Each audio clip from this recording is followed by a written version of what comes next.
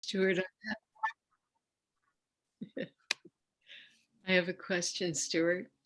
I've been having a lot of visual new experiences. I look at you, I see Lord Shiva.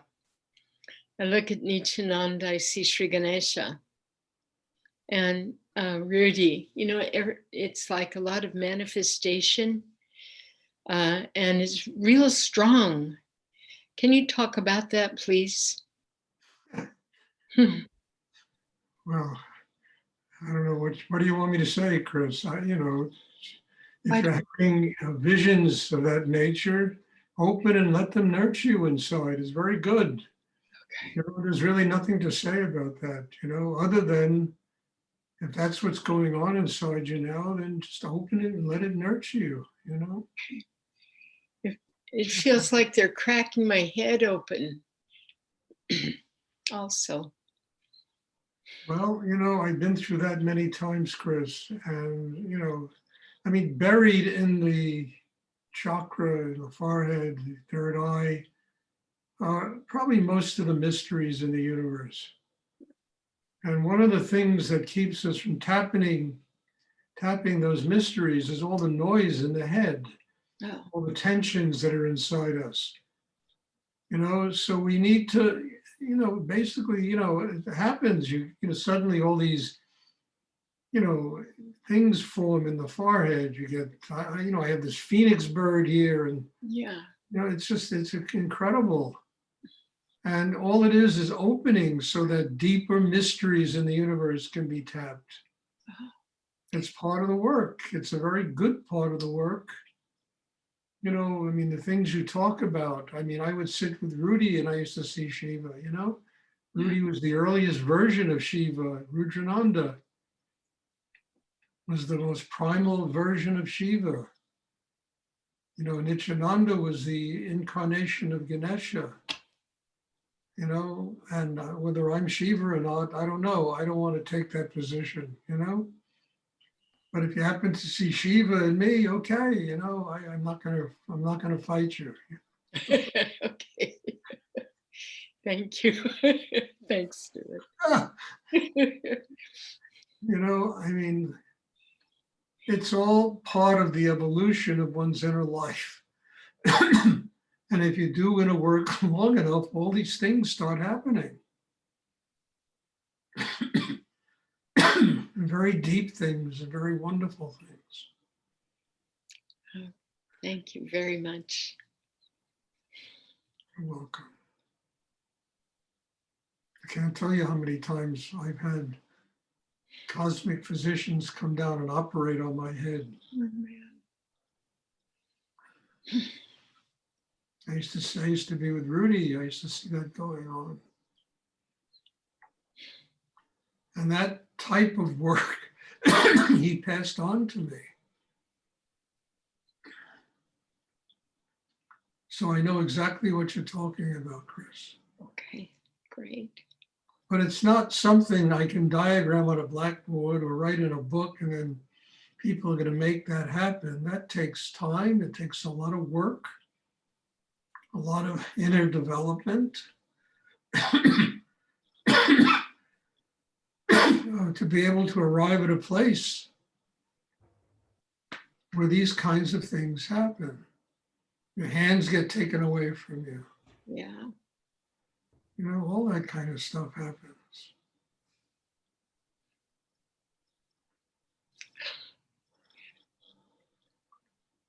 Does anyone else have a question they would like to ask? Hi, Stuart. This is Melissa. Yes. Hear me? Yeah, I hear you. Okay, good. Kind of following up on Chris's question, although maybe much differently, is there's oftentimes like a dissolving of the physical body. Sometimes it might be like really localized into like just my face or something like that, but sometimes it can be more total.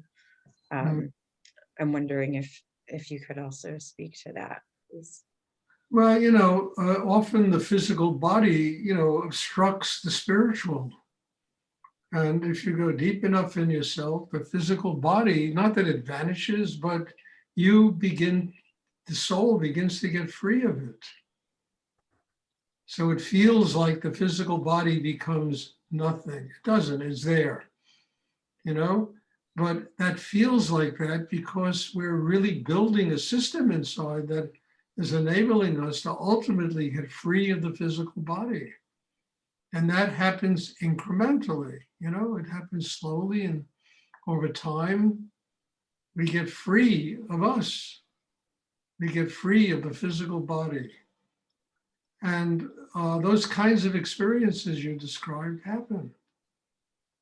Suddenly you're sitting in a state of nothingness.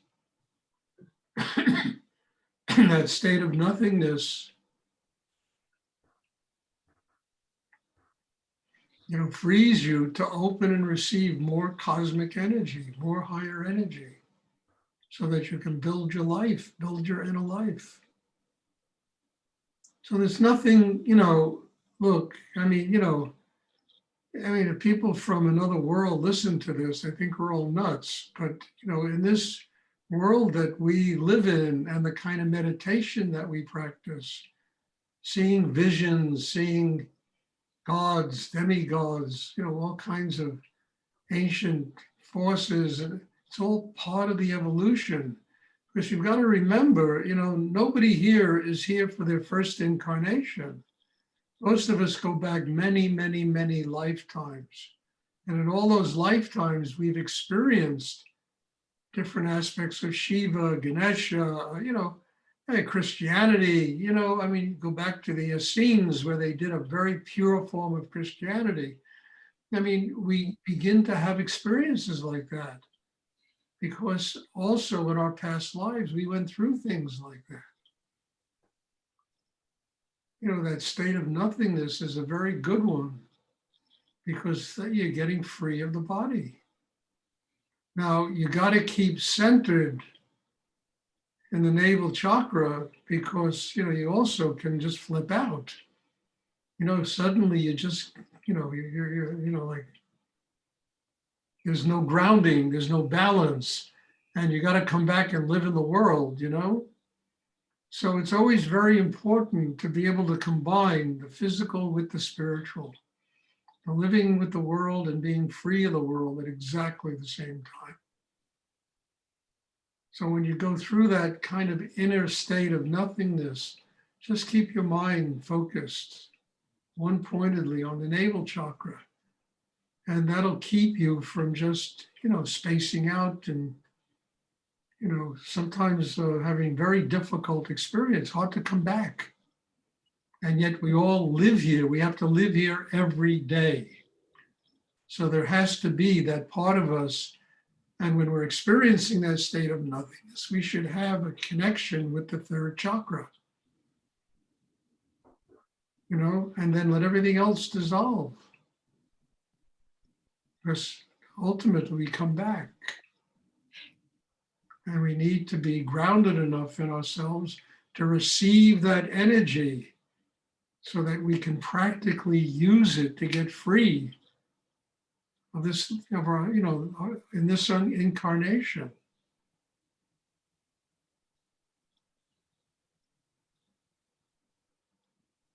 Melissa, I've been through that also many times. I still go through that. Sometimes I just disappear, When I teach these classes, in order to teach these classes, I can't be here. Nityananda comes and teaches them. Rudy comes and teaches them.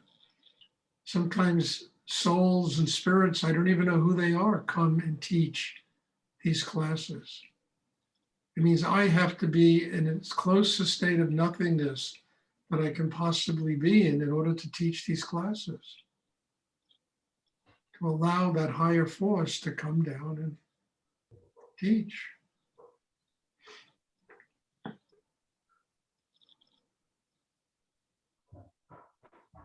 So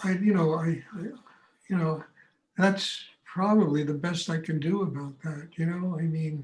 It's great to experience that, but just stay centered. Because for a lot of people living in very difficult circumstances, through drugs and through a lot of other things, that have had these experiences, and they get severed from reality, Mhm. you know? So the point is to be there and here at exactly the same time. And when we evolve, and the point is that we leave the world, we have evolved to such a depth in ourselves, that we finally can take that last step and be free of it. We leave the body behind.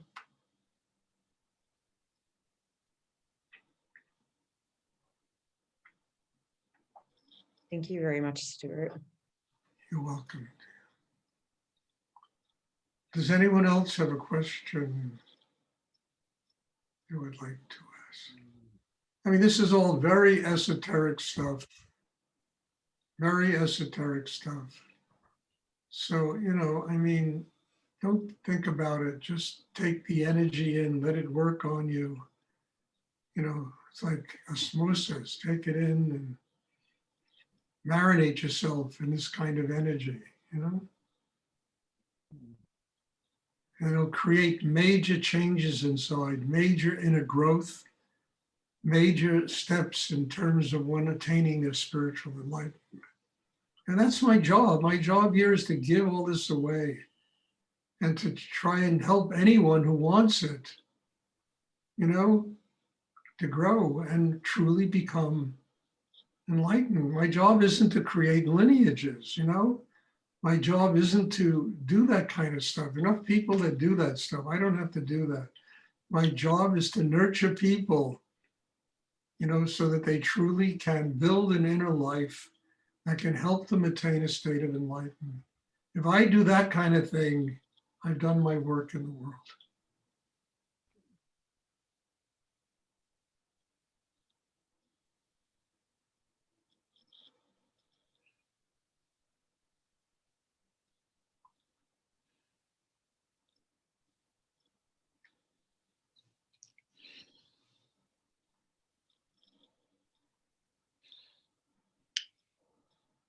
Does anyone else have a question they would like to ask? Stuart, could you talk a little bit about what or some of the things you may experience when you recognize you're being worked on? Like you said, surgeons or that type of. Well, there are cosmic physicians. There are higher physicians. And when you're ready to take those next major steps in your life, they come down and work on you. They work on you. I mean, it's like going through an operation, for God's sake. They come down and they open areas of your head, your heart, all the things that need to be worked on. But a person truly has to be ready for that. And these cosmic physicians come. I know I've had this, I mean, not all my life, but certainly, through the training Rudy gave me, I used to have these experiences. I still have these experiences. But sometimes it's very painful. I remember Rudy talking about once he was sitting in a meditation and he heard a crack in his head. And it was those higher physicians that came down and literally performed an operation on him. I've never had that in a meditation class, but I've had it, in sleep, during the day, things like that happen. And generally they kind of waste you, you got to really recover from that. They're very powerful experiences. Nothing to run to doctors for and all that, but it's just things that you go through, and there can be a lot of pain, a lot of,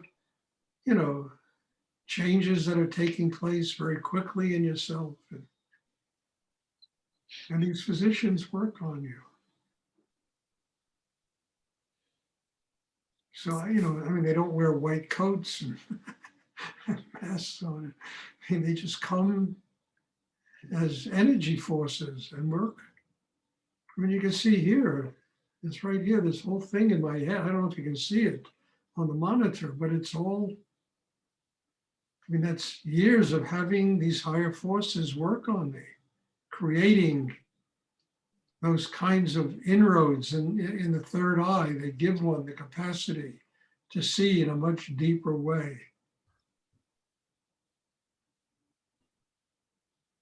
A big side of that is when this phoenix bird begins to, that's all about death and rebirth, coming out of the ashes, being reborn. That forms in your forehead. And all of this comes about. One has to just be doing the work in depth long enough to allow these things to take place.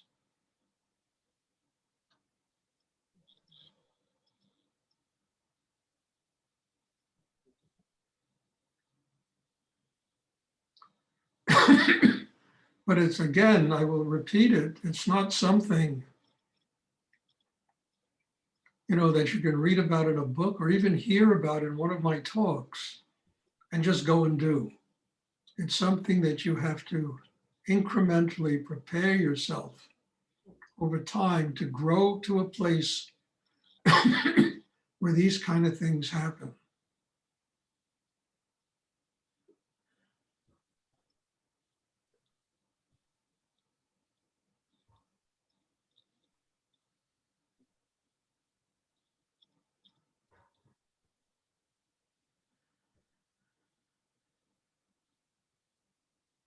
And to me, I'm just grateful that I can provide the Shakti, the energy to help you all grow like that. But then there's another element, the commitment to a spiritual life, to doing what you have to do to have a spiritual life, not doing what you want to do, because it doesn't work.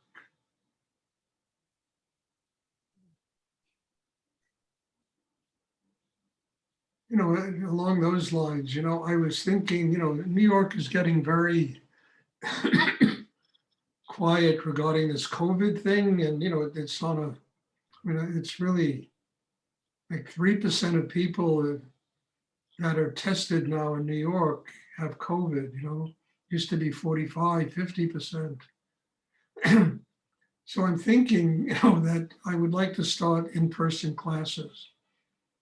But then I was talking to my daughter today, and I'm really very tired. This has been teaching these classes 7 days a week or 7 times a week, and whatever else I do. So I've decided I'm going to probably take a vacation sometime in early March for like 9 days. I need to just go where it's warm and just take a vacation. So I think if I start the in-person classes, it'll either be last week in February or the beginning in the middle of March. And everyone's invited. I know some of you are anti-vaxxers. I don't care. I just want people to be vaccinated. I don't need, I have this cough. I don't need to get COVID, and I just want people to be vaccinated. And if they come, have a booster, the whole thing. So the whole situation is safe. But I'm really looking forward to this, because through this hands-on work and that type of work I do, it will intensify the process, deepen it, and help people to grow that much quicker. So anyway, I'm thinking maybe the middle of March, we'll start this after I get back if I take this vacation, it's going to be between the 3rd and the 13th, 14th of March. And the chances are very good I'm going to take the vacation because I need it. I probably will have, meditation classes while it's going on. But, because I'm told that where I think of going, they have very strong Wi-Fi. I don't know if I'll have as many, but I will have some meditation classes. Does anyone else have a question they'd like to ask?